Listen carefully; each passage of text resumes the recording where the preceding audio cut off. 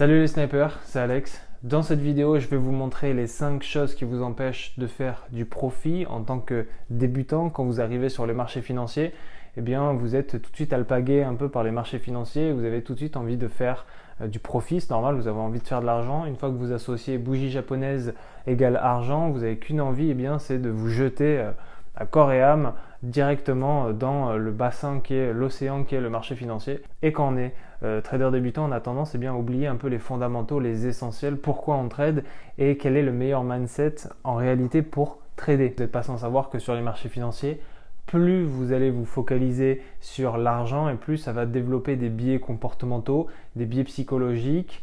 Ça va vous développer une psychologie qui va être déviante et qui ne va pas être profitable pour vous dans l'avenir. L'idée ici, c'est de vous lister les 5 choses qui vous empêchent de faire du profit à terme. Vous allez voir que parmi ces choses, il y a beaucoup de biais comportementaux, de la psychologie, parce que la psychologie, on dit souvent que c'est 80-90% du profit, mais en réalité, personne n'en parle et personne soulève le lièvre qui est un peu derrière la psychologie. Donc dans cette vidéo, je vais vous montrer les 5 choses à éviter pour faire tout simplement du profit.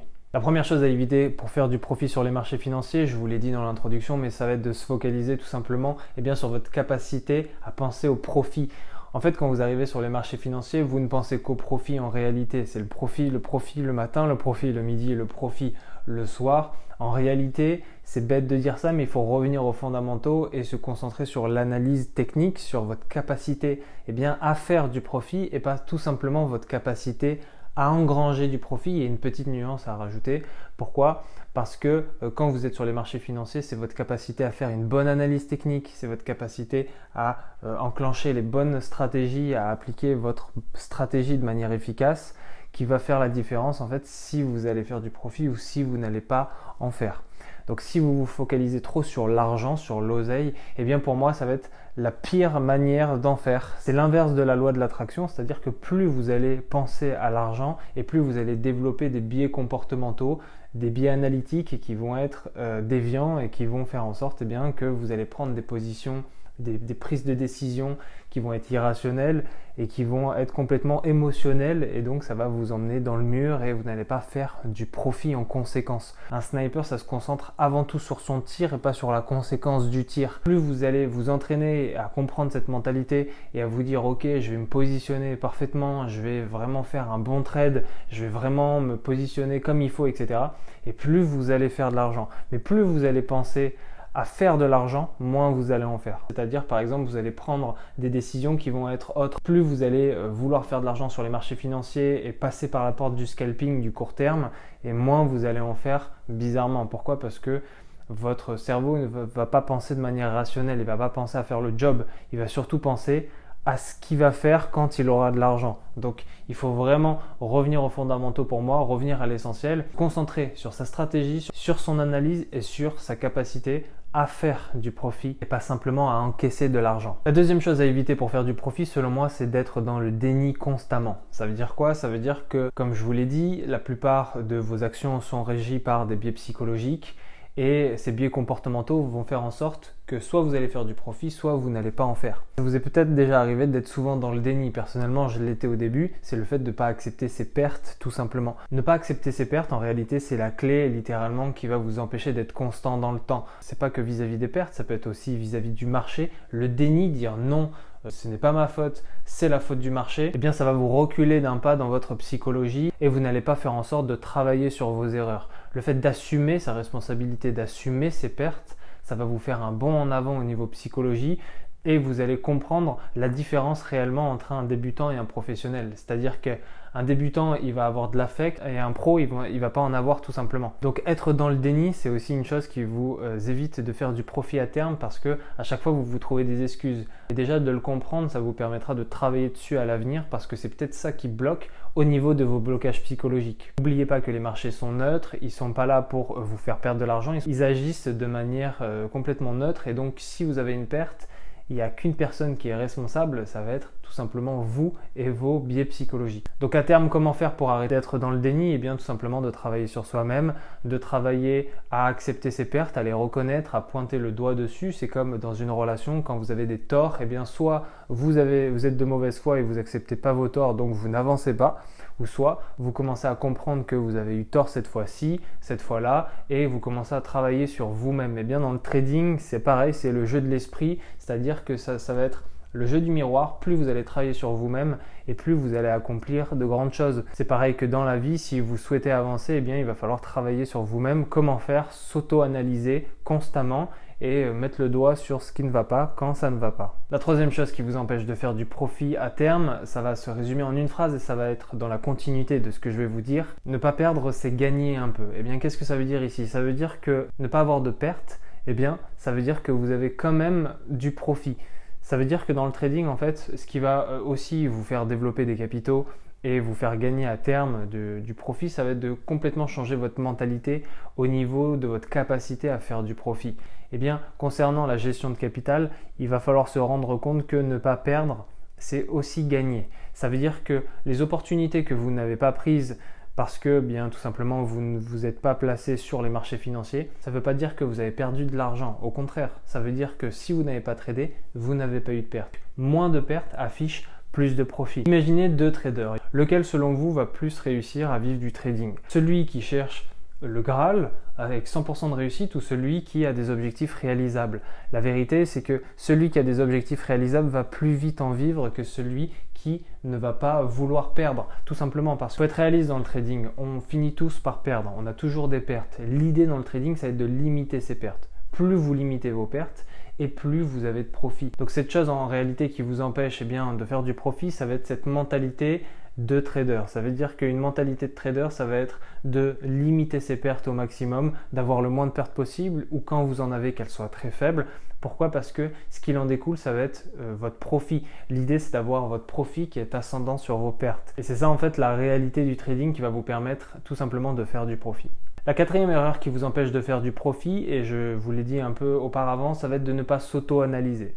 Comme dans la vie, vous devez faire face à des épreuves et ces épreuves, si vous ne revenez pas dessus et vous n'en faites pas le deuil, entre guillemets, ne regardez pas à travers votre prisme et vous ne regardez pas ces épreuves avec du recul, vous n'allez jamais avancer dans votre vie. Ok? Eh bien dans le trading, ça va être la même chose. Le trading, vous avez des pertes, vous avez des profits, il faut tout le temps analyser ces deux choses. En fait, le trading, c'est toujours un processus d'optimisation. Personnellement, moi, je fais qu'optimiser ma manière de trader, ma stratégie. Je l'optimise parce que je l'optimise en fonction de moi-même. Je commence à me connaître et plus vous vous connaissez, plus vous allez savoir à quelle heure vous êtes le plus performant, à quelle heure vous savez trader, quel cas vous perdez avec votre stratégie, est-ce que vous aimez trader les corrections, est-ce que vous préférez telle paire de devises ou telle action, etc., etc.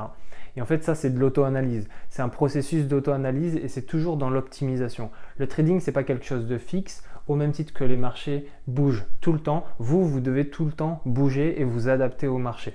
Donc ça veut dire qu'à un moment donné, il va falloir se poser sur les marchés financiers et se dire « Ok, moi j'ai des profits, je vais les analyser. J'ai des pertes, je vais les analyser. J'ai une stratégie, je vais l'analyser. » C'est comme un footballeur qui veut toujours devenir de plus en plus fort parce qu'il commence à connaître son corps.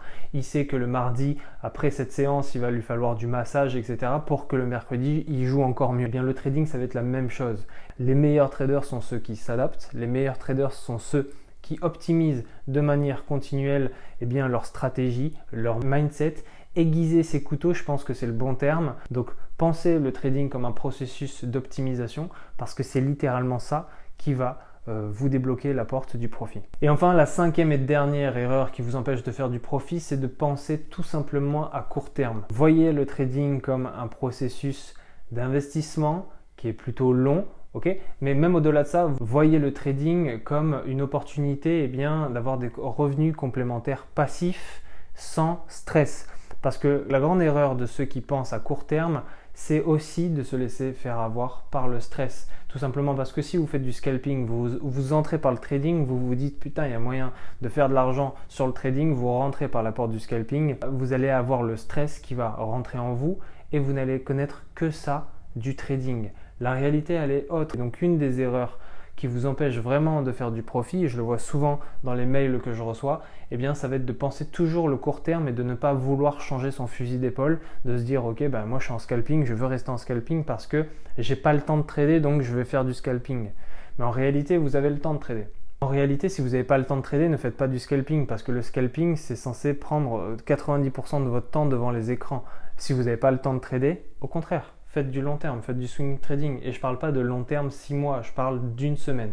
Alors je sais que je prêche ma paroisse à chaque fois avec le swing trading, mais je reçois de plus en plus de mails. J'ai beaucoup de pertes en scalping, j'ai peu de temps pour trader, mais je continue le scalping. Les gars, à un moment donné, il faut se rendre à l'évidence que le scalping, c'est déjà pour les traders confirmés, ceux qui ont 80-90% de temps à consacrer au marché financier et ceux qui ont la capacité à tenir au niveau de stress 200 positions. Et aussi, n'oubliez pas que au niveau d'objectifs, le scalping, c'est des objectifs très courts. Il va falloir un peu arrêter de penser à court terme et se mettre au swing trading. Après, si vous êtes fort en scalping, moi, je ne vous empêche pas de faire du scalping. Du scalping, j'en ai fait, j'en fais encore parfois. Il faut aussi pondérer le scalping. Ça veut dire que si vous faites du scalping, il va falloir vous mettre une discipline vraiment de faire. Personnellement, au début, quand j'ai commencé le trading, je suis rentré par la porte du scalping et je voulais faire de l'argent sur les marchés financiers. Je me suis dit qu'en un mois, ça allait être plié. Ça a pris bien sûr plus de temps. L'idée, en fait, c'est de penser à court terme. Si vous souhaitez vivre du trading, faites une transition entre votre activité actuelle qui vous permet de vivre et le trading qui sera plus tard une activité qui va se substituer à cette activité actuelle que vous avez. Pensez transition sur la durée, mais surtout pensez stabilité. Vous ne pouvez pas être un trader stable selon moi et constant si vous faites du scalping et si semaine après semaine vous avez des semaines gagnantes, des semaines de pertes, des semaines gagnantes, des semaines de pertes. Au niveau du moral et surtout de la psychologie, vous n'allez pas tenir parce que vous allez vous faire envahir par le stress. Court terme égale stress, long terme égale sérénité. Le long terme, ça demande un peu plus aussi d'implication au niveau de vos analyses, mais au final, dites-vous ce que vous préférez. Vous préférez faire du scalping un peu en mode casino et n'avoir jamais vraiment de profit, ou alors passer du temps sur une analyse, faire un peu de long terme, laisser un peu fructifier et avoir des résultats qui sont positifs. On arrive à la fin de cette vidéo les snipers, c'était les 5 erreurs qui vous empêchent de faire du profit. Vous avez vu que j'ai pas mal listé de choses psychologiques parce que souvent elles se trouvent dans la gestion de capital ou dans la psychologie. J'en ai parlé ici dans cette vidéo. Généralement, le plus d'erreurs que vous allez pouvoir faire, eh bien ça va être psychologique tout simplement. Alors malheureusement, on en parle souvent de la psychologie, on dit que c'est 80-90% du trading, mais je vois peu de personnes qui en parlent et qui vous donnent les vraies clés. Si vous souhaitez devenir constant en trading, et la clé de la régularité, c'est la discipline. La discipline, qu'est-ce que c'est? La discipline, ça va être tout simplement l'art de faire les mêmes choses qu'hier avec la même intensité. On arrive à la fin de cette vidéo les snipers, j'espère que je vous aurai aidé à comprendre les erreurs que vous faisiez peut-être sur les marchés financiers. Il y a toujours un peu à avoir du recul sur vos stratégies et plein de biais psychologiques que je vous ai dit dans la vidéo. Et plus vous serez en mesure de vous focus sur l'essentiel. Et cet essentiel-là, c'est ça qui va vous emmener du profit selon moi. On arrive à la fin de cette vidéo les snipers. Si vous souhaitez devenir un sniper, il y a 1 heure de formation offerte, lien dans la description. Et pour tous ceux qui sont déter, on se retrouve dans le lobby. Ciao!